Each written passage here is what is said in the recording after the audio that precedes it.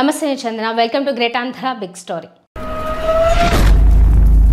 Telugu Desam party అంటేనే ఉత్తరాంధ్రలో చాలా పేర్లు వినిపిస్తాయి. వారంతా దశాబ్దాల కాలం నుంచి పార్టీలో ఉన్నవారు. పార్టీ పుట్టినప్పటి నుంచి కొమ్ము కాసినవారు. పార్టీతో పాటు వారు ఎదుగుతూ వచ్చారు. ఇప్పుడు పార్టీ వయసు 4.5 దశాబ్దాలు దాటుతోంది. ఆ పార్టీతోనే రాజకీయ అరంగేట్రం చేసిన నాయకుల వయసు కూడా 7-10లకు చేరువవుతోంది. దాంతో సీనియర్ నేతలు ఇక ఇంటికే పరిమితం కావాల్సిన సమయం వచ్చేసింది.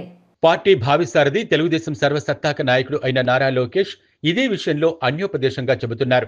ఆయన గోదావరి జిల్లాల పర్యటనలో చేసిన కొన్ని వ్యాఖ్యలతో సీనియర్లు డీలా పడుతున్నారు. పార్టీలో 2 సార్లు అవకాశాలు దక్కితే ఇక పదవులు కొత్త వారికే వెళ్తాయని ఆయన అంటున్నారు.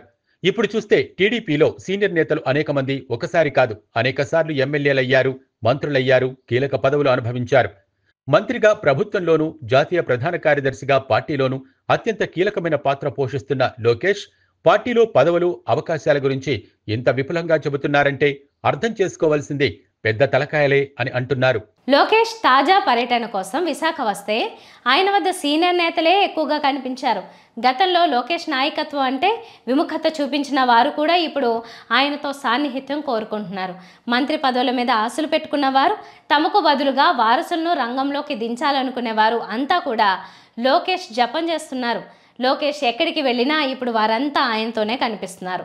అయితే లోకేష్ రాజకీయంగా రాటుదేలారు. అంతేకాదు 2029 నాటికి పార్టీని ఆయన ఇప్పటి నుంచే చూస్తున్నారు. పార్టీ కొత్తదనంతో కలకల్లాడాలి అన్నా, మరో 4 దశాబ్దాల పాటు ఎలాంటి ఢోకా లేకుండా సైకిల్ పరుగులు తీయాలి అన్నా యువతకే ప్రాధాన్యత ఇవ్వాలని ఆయన పార్టీ అధినాయకత్వానికి సూచనలు ఇస్తున్నట్లుగా తెలుస్తోంది. ఈ నేపథ్యం నుంచి చూసినప్పుడు 2029 నాటికి ఉత్తరాంధ్ర జిల్లాలలో సీనియర్లు ఎవరూ ప్రత్యక్ష రాజకీయాలలో కనిపించే అవకాశాలు లేవని అంటున్నారు. స్పీకర్ పదవిలో ఉన్న ఉమ్మడి విశాఖ జిల్లా సీనియర్ నాయకుడు అయ్యన్న పాత్రుడు తాను వచ్చే ఎన్నికల్లో పోటీ చేయనని తరచూ చెబుతున్నారు. అయితే ఆయన తన వారసుడిగా విజయ్కి టికెట్ కోరుకుంటున్నారు. మరో మాజీ మంత్రి బండారు సత్యనారాయణమూర్తి అయినా ఈ దఫాతో రిటైర్ కావాల్సిందే అని అంటున్నారు. అలాగే గంటా శ్రీనివాసరావుకు కూడా ఇదే చివరి ఛాన్స్ అని అధినాయకత్వం చెప్పకనే చెప్పేస్తోంది అంటున్నారు. ఇక చోడవరం నుంచి ఎమ్మెల్యేగా ఉన్న రాజు కానీ, విశాఖ పశ్చిమ నియోజకవర్గం ఎమ్మెల్యే గణబాబు, తూర్పు నియోజకవర్గం వెలగపూడి రామకృష్ణబాబు కానీ వచ్చే ఎన్నికల్లో పోటీ మీద ఆశలు వదిలేసుకోవచ్చు అని అంటున్నారు. విజయనగరం జిల్లాలో కూడా ఇప్పటికే కేంద్ర మాజీ మంత్రి పూసపాటి అశోక్ గజపతిరాజు ఎన్నికలకు దూరమయ్యారు. అలాగే మరో మాజీ మంత్రి పత్తివాడ నారాయణ స్వామి కూడా విశ్రాంతి తీసుకుంటున్నారు. ఎస్కోట సిట్టింగ్ ఎమ్మెల్యే కోళ్ల లలితకుమారి సహా మరికొందరు సీనియర్ల స్థానంలో జూనియర్ నేతలకు టికెట్లు ఇస్తారని ప్రచారమైతే సాగుతోంది. శ్రీకాకుళం జిల్లాలో చూసుకుంటే మాజీ మంత్రి కిమిడి కళా వెంకట్రావుతో పాటు కింజారపు కుటుంబంలో కీలక నేతగా రాష్ట్ర మంత్రిగా ఉన్న అచ్చెన్నాయుడుకు కూడా 2029లో టికెట్టు దక్కుతుందా అన్న అనుమానాలున్నాయి. ఇదే జిల్లా నుంచి ఇప్పటికి 3-4 సార్లు టికెట్లు తీసుకుని గెలిచి వచ్చిన వారిని పూర్తిగా పక్కన పెట్టి అక్కడ ఉన్న జూనియర్లకే టికెట్లు ఇస్తారని ప్రచారం సాగుతోంది. దాంతో జూనియర్లలో ఆనందం వెల్లివిరుస్తోంది. ఇక తెలుగుదేశం అధినాయకత్వం ఇప్పటి నుంచే జూనియర్ నేతలలో సమర్థులను ఎంపిక చేసి మరీ వారికి నామినేటెడ్ పదవులు కట్టబెడుతోంది. అలా వారు రానున్న 4 ఏళ్లలో రాజకీయంగా తమ పలుకుబడిని పెంచుకుంటారని ఆశిస్తోంది. ఆ మీదట వారికి టికెట్లు ఇచ్చి కొత్త తరాన్ని అలా ముందుకు తీసుకుని వెళ్లాలని వ్యూహరచన చేస్తోంది. విశాఖ నుంచి చూస్తే విఎంఆర్డీఏ చైర్మన్ గా నియమితులైన యువ నాయకుడు ప్రణవ్ గోపాల్ నారా లోకేష్ ఎంపికగా చెబుతున్నారు. బలమైన సామాజిక వర్గానికి చెందిన ఆయన అంగబలం, అర్ధబలం కలిగిన వారు.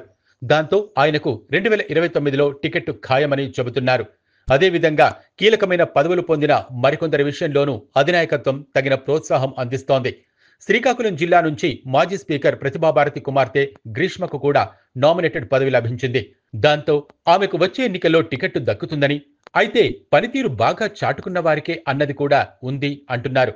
నామినేటెడ్ పదవులతో పాటు పార్టీ పదవులతో కూడా ఈసారి జూనియర్ నేతలకు పట్టం కట్టనున్నారు. ప్రస్తుతం పార్టీ సభ్యత్వాలు పూర్తయిన నేపథ్యంలో రానున్న రోజుల్లో సామాజిక సమీకరణలు, రాజకీయ అంచనాలు, సమర్థత, విధేయత అన్నీ చూసి మరీ యువతకు పార్టీలో అనూహ్యంగా పెద్దపీట వేస్తారని, వారికే ముఖ్య పదవులు అప్పచెబుతారని అంటున్నారు. మొత్తానికి సైకిల్ని ఎక్కేది తొక్కేది రానున్న కాలంలో జూనియర్లే అన్నది పార్టీ పెద్దలు చెబుతున్న స్పష్టమైన మాటగా ఉంది. ఇది ఇవాల్టి బిగ్ స్టోరీ. మరిన్ని టాపిక్స్తో కలుద్దాం. నమస్తే.